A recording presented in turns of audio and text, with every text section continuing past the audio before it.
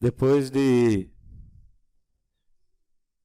7 semanas falando sobre as armaduras, de Deus, de um soldado, eu espero que nós possamos estar mais preparados nessa guerra, nessa batalha que não é contra carne nem sangue, mas contra os principados e potestades, contra o inimigo do nosso Deus, como nós vimos no início, que trabalha, que tem sua estratégia para afetar as nossas vidas. E automaticamente, quando nós nos tornamos cristãos, nós entramos em uma nova guerra. Quando eu não era cristão, eu tinha uma guerra com Deus. Eu estava em guerra com Deus por causa do meu pecado, separado de Deus. Eu era inimigo de Deus. Mas, uma vez que, entendendo a vontade de Deus e me voltando para essa vontade, agora inverteu os papéis. Eu me tornei inimigo do inimigo de Deus, não é? E Ele trabalha e Ele quer atingir as nossas vidas.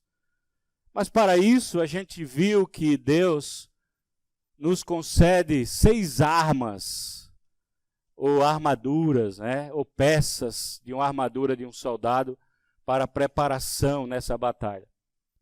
Hoje nós vamos falar, e Paulo vai finalizar esse parágrafo do texto de Efésios, capítulo 6, mostrando essa importância, a oração.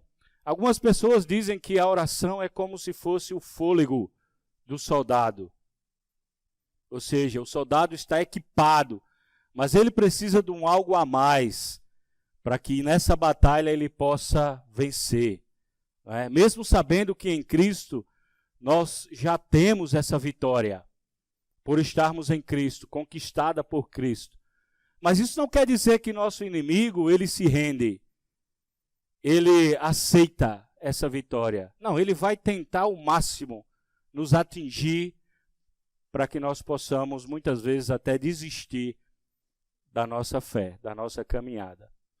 Eu lembro quando eu jogava futebol, e uma certa vez eu andava com um equipamento de jogar futebol dentro da mala do carro, uma chuteira, um meião, um calção, Porque, de repente, aonde precisasse, tivesse um jogo, eu estava pronto ali para jogar. Coisa de quem era jogador. E eu lembro que uma certa vez, eu estava de carro e eu ia passando perto do estádio, do clube que eu jogava, antes, profissionalmente ali. E um rapaz, um amigo, que fazia algum tempo que eu não ouvia, ele começou a gritar, Paulo, Paulo! E eu procurando alguém, de repente eu ouvi. E de longe ele estava numa calçada, parei o carro em outro lugar, e ele já começava a falar, olha, eu estou com bastante dinheiro, estou investindo no time, quero ser campeão, eu quero você no meu time. E ali eu já me animei, mesmo que eu já tinha parado de jogar futebol fazia algum tempo.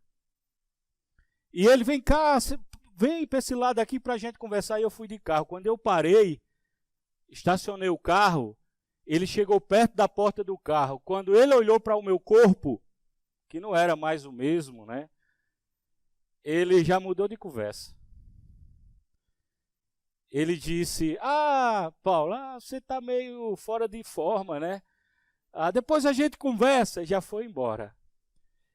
Então, assim, eu posso estar com as armas. Eu estava lá preparado, eu tinha chuteira, eu tinha o meião, o calção, se precisasse para entrar em campo para jogar, mas faltava esse fôlego para que eu ajudasse aquela equipe.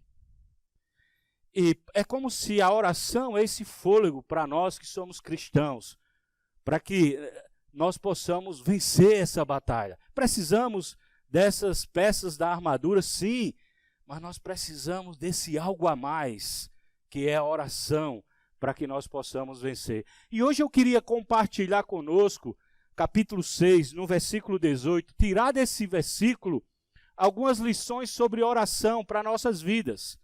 O versículo 18 do capítulo 6 de Efésios, Paulo diz: orem no Espírito em todas as ocasiões, com toda oração e súplica. Tendo isso em mente, esteja atento e persevere na oração por todos os santos. Então, a primeira lição que eu entendo aqui, que eu tiro para a minha vida, é que nós precisamos entender que a oração é um dever nosso, de cada cristão. Não é uma opção, mas é um dever. Ele fala, né? Orem. Ele dá essa instrução. Então, nós precisamos entender que é um dever. E, olhando para o contexto de Efésios, nós podemos ver, por exemplo, no capítulo 1, Paulo, ele já orou ali. Ele vai orar por aqueles cristãos para que eles tivessem a compreensão da verdade de Deus para a vida deles. Capítulo 1 ele faz isso. Aí quando Paulo chega no capítulo 3, ele muda, ele ora de novo, mas a sua oração agora é para que aqueles cristãos, eles possam compreender o amor de Deus. E não apenas compreender, mas vivenciar esse amor em suas vidas. E Paulo ora por eles. Mas não precisamos ir tão longe, né? Se você olhar, por exemplo, ele já fez isso no versículo 18, no versículo 19 ele fala, ore também por mim. Mais uma vez ele falando do dever de orar. No versículo 20 ele diz, ore para que eu permaneça nele. Né? Então só nessa carta nós vamos ver, 3 ou 4 vezes Paulo falando a ideia do dever de orar, que nós cristãos temos que orar. Não é? Então nós precisamos entender isso como filhos de Deus. A oração é um dever meu, faz parte da minha vida. Entende? Não é algo por acaso, mas é algo que eu tenho que colocar na minha vida para que aquilo possa fazer parte do meu dia a dia. Se você lembra, Jesus, quando se referiu a uma parábola com relação aos cristãos, ou aos discípulos, ele disse, então Jesus contou aos seus discípulos uma parábola para mostrar-lhe que eles deviam orar sempre. O dever de orar. Jesus vai contar uma parábola para ensinar os discípulos o dever de orar. Então, a oração é um dever, faz parte da nossa vida cristã e nós precisamos usar no nosso dia a dia, nas nossas situações. A segunda lição que eu tiro, ainda no versículo 18, é a ocasião da oração. Ele fala, todas as ocasiões. Nós precisamos orar em todas as ocasiões. Isso não quer dizer que eu vou passar o dia, né? É como a gente às vezes entende, orar sem cessar, né? Eu vou passar o dia ali orando, Senhor, estou no trabalho. Não quer dizer isso. Que eu tenho que estar todo o momento, né, do dia. Mas as ocasiões, surge uma ocasião no dia, o que é que eu tenho que fazer? Eu vou orar a Deus. Uma situação, né, na parte da manhã, eu vou orar a Deus. Outra situação aparece, eu vou orar a Deus. Em todas as situações. Se você vai no médico e o médico no exame identificou um problema na sua saúde, você ora a Deus. É uma ocasião pelaquela situação de saúde. Talvez para que Deus melhore sua saúde, para que você possa ter uma saúde saudável. Aí, de repente, durante o dia você teve uma alegria, você ora agradecendo a Deus por aquela alegria. Então, em todas as ocasiões da nossa vida, nós devemos orar ao nosso Deus. Nós devemos colocar diante dele. A terceira coisa que eu vejo aqui é os tipos de oração. Ele ainda fala no versículo 18, oração e súplica. Então ele usa duas palavras no Novo Testamento que se refere à oração, né, que é a ideia de oração, que aparece no Novo Testamento mais ou menos 85 vezes, que traz a ideia de você fazer um pedido, expressar algo para Deus. É uma oração de uma forma geral, orar, né, no contexto geral da nossa vida, da situação, mas ele usa outra palavra, ele fala oração e súplica. A palavra súplica já é um tipo de oração mais específico, é um pedido mais pessoal, né? É um clamor mais específico a Deus, por tal situação. Não, a palavra não traz a ideia de geral, mas é algo mais específico, onde você tem que suplicar a Deus. E para a gente entender isso, se você lembra, lá em 1 Samuel capítulo 1, nós temos a história de uma mulher chamada Ana. Ana, ela mostra um exemplo na prática de súplica a Deus. Ela ora ao Senhor pedindo a Deus que conceda a ela um filho. E a gente sabe que naquela cultura, uma mulher que não gerava um filho, que era o caso dela, era uma mulher discriminada, vista de uma forma diferente. Isso incomodava ela. Ela se sentia humilhada por isso. E qual é a postura dela? Ela vai até Deus, suplicando a Deus aquele pedido específico por algo que ela precisava. Então nós precisamos também, em alguns momentos, fazer pedidos específicos para Deus, por situações nossas, né? E ele fala sobre isso, ensinando a como orar, né? E eu preciso fazer essas orações. A quarta ideia que ele mostra no texto é orar no Espírito. Orar no Espírito é orar de acordo com o Espírito Santo de Deus. É a mesma coisa de orar em nome de Jesus.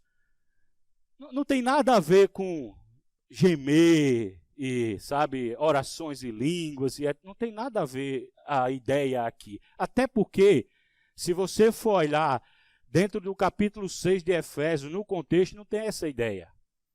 A gente não vê essa ideia. Então, Paulo não está falando sobre isso, né, que muitas vezes as pessoas pensam. Não.